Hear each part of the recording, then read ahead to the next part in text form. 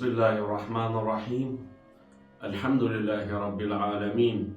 Wa salatu wa salamu ala sayyidina wa nabiyyina Muhammad wa ala alihi tayyibin tahirin wa sahbihi al-muntajabin wa ala al-jami' al-anbiya ilahi wal mursalin. Me emrin e Allahut, të gjithë mëshirshmit, mëshirëplotit. Falënderimet më të sinqerta janë për Allahun e madhëruar. Paqja e bekimet e Allahut qofshin mbi profetin Muhammad, mbi familjen e tij të pastër, mbi shokët e tij të zgjedhur dhe mbi të gjithë të dërguarit dhe profetët e Allahut të madhëruar.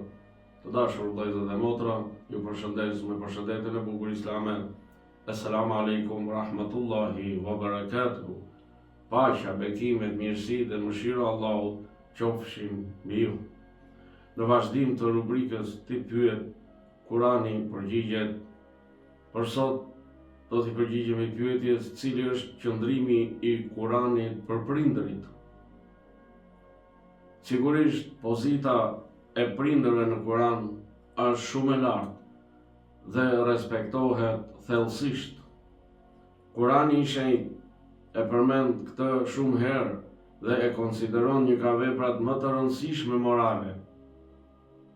Qëndrimi i Kuranit për prindërit është shumë i lartë dhe i qartë.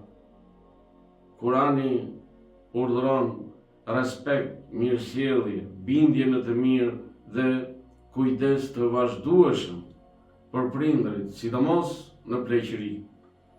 Në Kuran, prindërit kanë një pozitë shumë të lartë. Respekti, mirënjohja dhe kujdesi ndaj tyre konsiderohen ndër veprat më të mëdha dhe më të dashura tek Allahu fuqiplot. Më poshtë do të paraqesim disa ajetet më kryesore ku Kurani na flet për prindërit.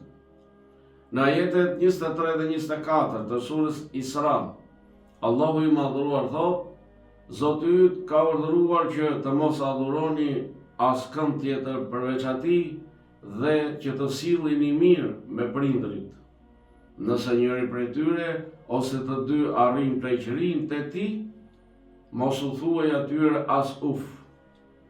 Mos i kundërshto, por drejtoju atyre me fjalë respekti.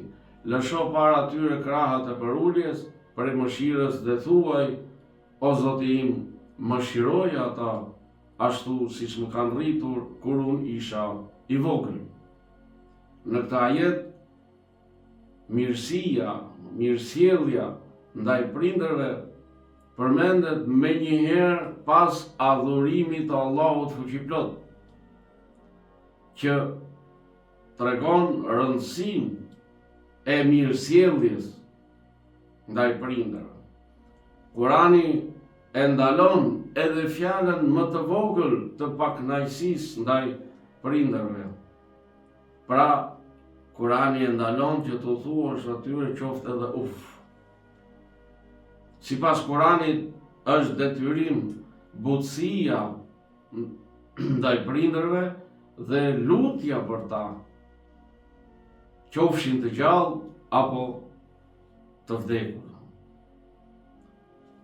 Në ajetet e 14 dhe 15 të surës Luqman, Allahu i madhëruar thotë: Ne e kemi urdhëruar njeriu që t'i nderoj prindrit e vet. Nëna e ka mbartur atë duke duruar mundim pas mundimi. E ndarja e tij nga gjiri është brenda 2 vitesh. Ne i tham atij, pra njeriu, bëhu falënderues ndaj meje dhe prindërve të tu, tek unë do të ktheheni të gjithë. Nëse ata për prindrit orvaten që të më shoqërosh mua në adhurim diçka për të cilën ti nuk ke dieni, mos i dëgjo, por sillu mirë me ata në këtë jetë dhe ndiq rrugën e atij që drejtohet tek unë me devotshmëri. Pastaj tek unë do të ktheheni dhe unë do t'ju lajmëroj për atë që keni bërë. Në këto ajete theksohet së pari sakrifica e nënës, e cila pra për 9 muaj me radhë duron, sakrifikon derisa të lindë njeriu. Gjithashtu në këtë ajete theksohet bindja ndaj prindërve, dhe kjo bindje nuk lejohet vetëm nëse kërkojnë që t'i bërë shirk Allahut fuqiplot. Por Kurani thot edhe nëse ata vravarvaten, nëse ata përpiqen që t'i bërë shirk Allahut, por sëri në këtë gjendje Kurani thot trajtoj me respekt, me mirësjellje prindërit. Mos ju bind të kjo vravarvatje për t'i shoqëruar shok ortak Allahut në adhurim. Mirë po, sillu mirë me ta.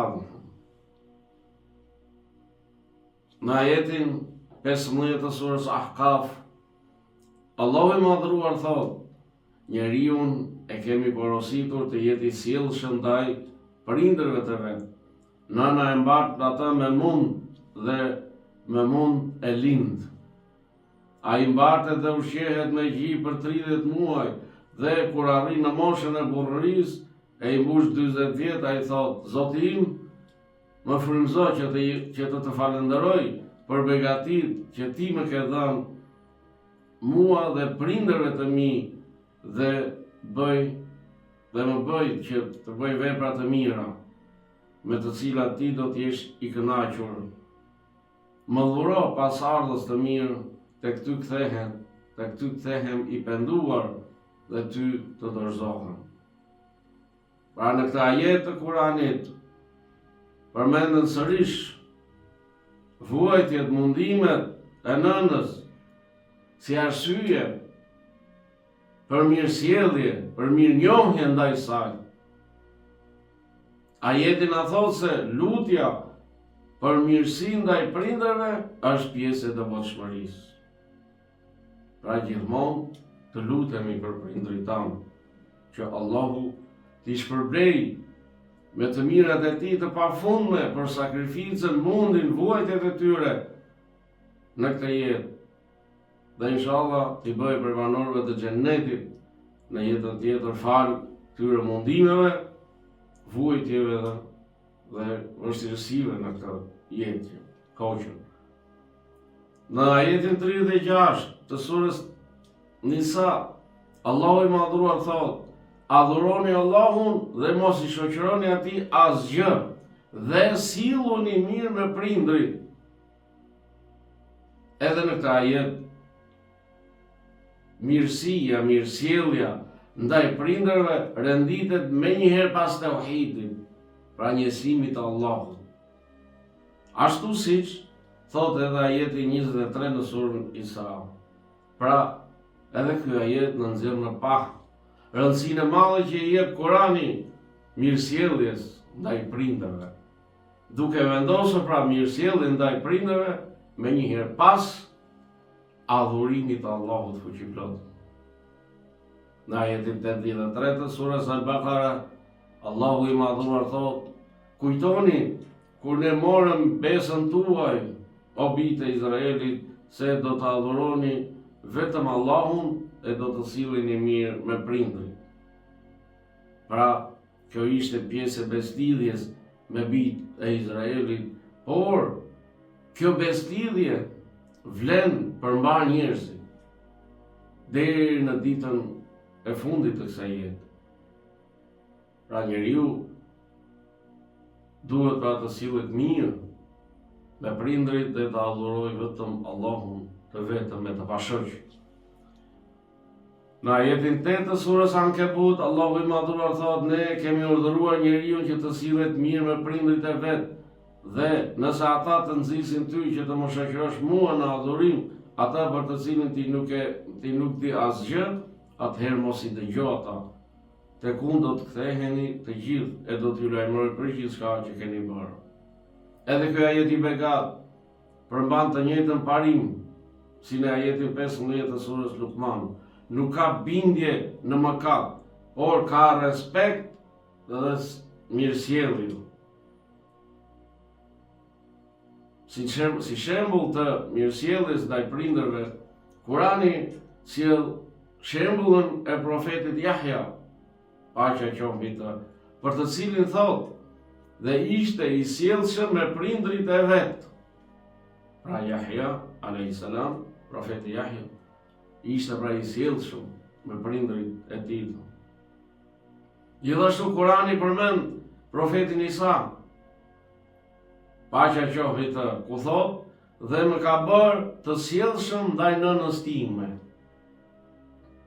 Në këto dy ajetet e bekata kuptojmë se mirësjellja, mirësia ndaj prindërve është cilësi e profetëve.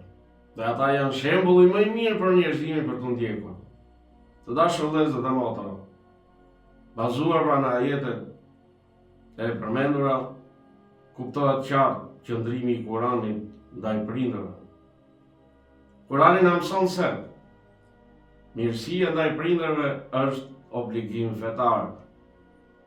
Mirësjellja ndaj prindërve vjen me një herë pas adhurimit të Allahut për në rëndësi.